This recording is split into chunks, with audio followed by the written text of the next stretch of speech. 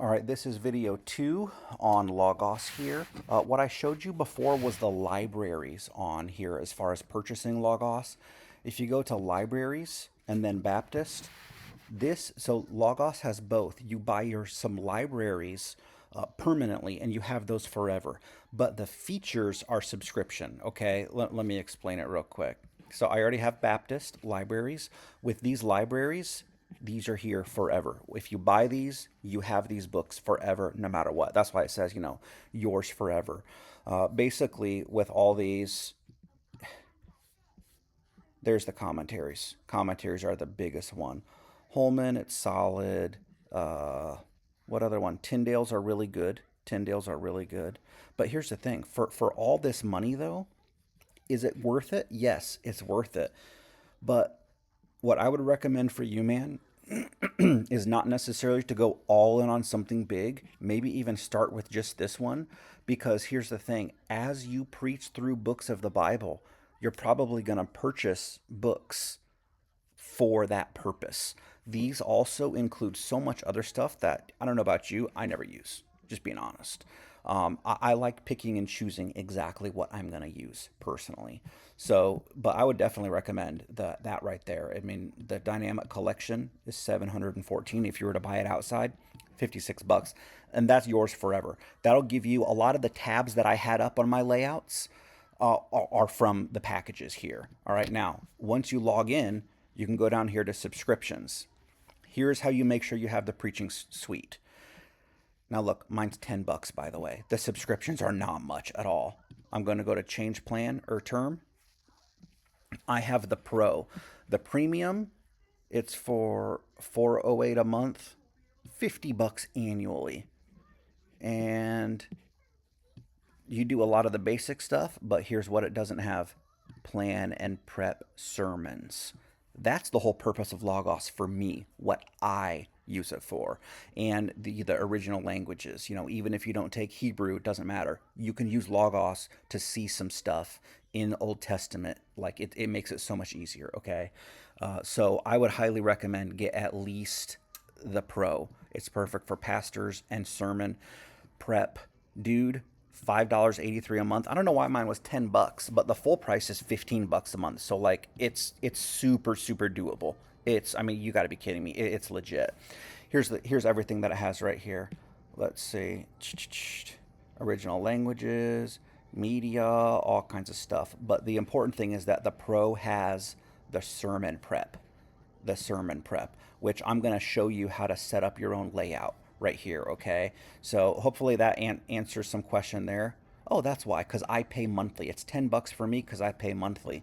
But if you pay annually, you get it basically half price. So 70 bucks for the whole year or 10 bucks a month. I should probably change mine to annually then because I'm paying double then.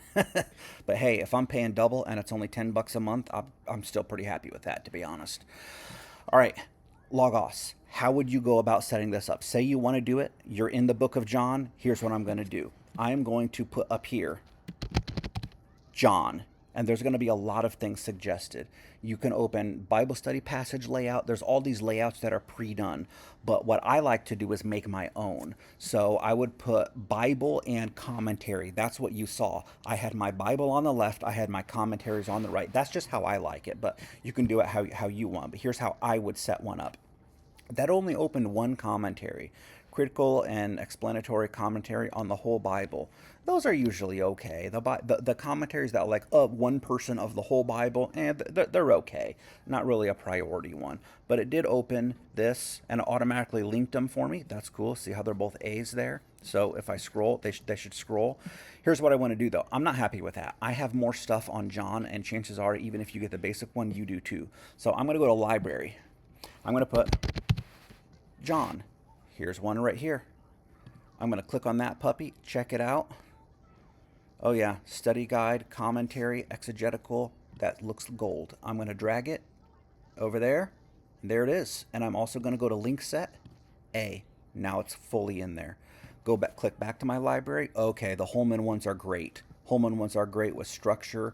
They're great having like the main points. Let me go to the link set real quick. A. They have a lot of the main points and supporting ideas. Those are gold. They're absolute gold. I usually modify those in some way, shape, or form to help me with my sermon structure. Absolute gold. They're the Holman ones. So I'm super glad I have that. And then, ooh, here's John the Shepherd King. That looks good right there. That's on the Gospel of John. I'm going to put that up there too. Link set. A. What else do I have? Introduction, study guide, history. Sure, why not? And all these are free ones, man. These are not the main ones that I'm buying. The main ones that I really want to purchase for John would be the ones I sent you, the NIV application commentary, the Christ-centered exposition, maybe the Zondervan exegetical commentary on the New Testament. I mean, those are my main ones. These are all supplementary. I might not even get to this one and this one, but I like these supporting ideas in these Holman ones. Those ones are solid. And if I get stuck, you have all these extra resources if you get stuck. You're wrestling with something or anything like that. So, I mean, I could keep going on how much John resources I have. I mean, there's another one right there, but I mean, I can throw it up there. Actually, it looks like that's the same as that one. So, boom. I mean, really, I'm maxed out. Right here, I'm maxed out. There's all my study resources right here. So I would also go to Sermon Manager. I would add a sermon, add blank sermon. I would put John, title, I don't know.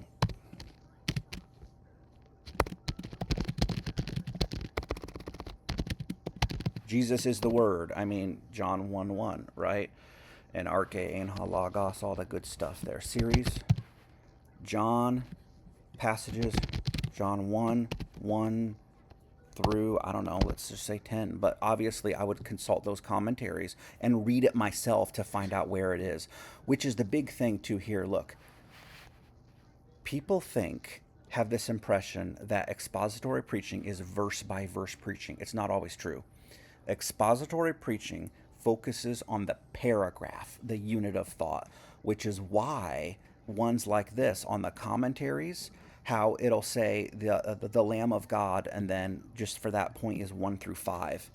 And then it'll focus in on the paragraph, the purpose of the Lamb through 6 through 13, 14 through 18, the incarnation of the Lamb. I would do all those in one sermon, and I would probably break it right there from 19, and then the forerunner. Well, that's a different person, you see. That's a different person. So there's a switch there.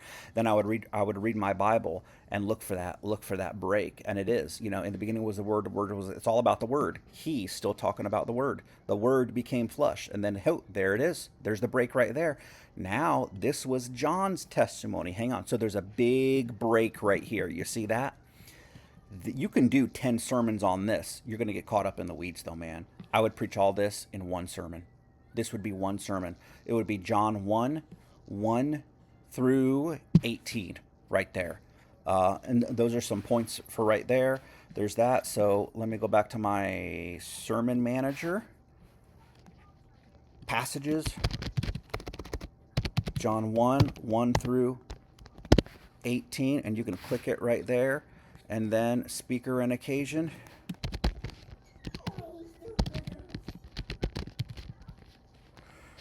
Jordan Thornburg. I don't know if it's a U or an E. I'm just going to put Jordan, and I'll have to check your last name, bro. Date, you put the date in. Now here's what you want to do there. Take this, drag, double click this. It'll add it to your layout. And then, so this is your layout here, but it's not saved. Here's what you want to do. Go to layouts. Here's what you have here. Save as named layout. And I'm going to do this. John. Boom. It's saved. So if you look over here now, saved layouts, John, and here's what I'm going to do. Watch this. Drag that puppy over there. So now I can go back and forth. There's my Ephesians. There's my James. There's my John. I just set up. You're set right there. Plus your other commentaries right here. In Kindle or whatever else. There you go, man. That is how I get my setup for my sermon prep. I have my sermon manager, and if I want, I can kind of put my sermon manager right here, and just so it's always there. I don't like mine too cluttered, though. That way, otherwise, every week you have to click it and click the next one and update it. And if you ever make any changes like that, I'm going to update my active layout. So now I go to Ephesians, go back to John. That sermon manager's in there because it updated. And if you accidentally click somewhere else, you have this Bible, or you say search or documents. All right, boom, and your screen big time changes or tools. Uh-oh, what happened? How do I get back? You can either go back to layouts or my snapshot. It automatically saves your history. So when you go to layouts, all these snapshots is automatically saving your history. So it's cool because if you ever, I mean, there's so many resources in Logos. If you get into the fact book, for example, and you get into like all kinds of stuff where, you know, there's some things where your screen, all this will disappear. Don't freak out. It's okay because it saves everything right here. It saves everything right here with your history. But there you go, man. That's exactly how I would get started with the book of John. This is what I do in every single sermon series. Every single sermon series, I try to use a commentary and compare different commentaries and read through the book to outline the whole book. And right now, for example, like I said, in my Ephesians series, I have the whole book outlined all the way through August. Beginning at the beginning of August is the last one in Ephesians. All 12 sermons, text, titled, outline, already in there. So you caught me at a good time because sometimes I'm so busy. I do it week by week, but I had the time after Easter to put into some sermon planning here. And it makes it so helpful and it relieves so much pressure from me. Leaning on some of these work that a lot of these other guys already do. Now, I still spend the time in it and still let the Lord deal with me. And at the end of the day, I never plagiarize. It's always modified. It's always what God wants for Central Baptist Church, you know, the church that I pastor. So, but it absolutely helps me tremendously having all these resources here. So I hope this was a help to you. Once again, anything else, let me know. Thanks.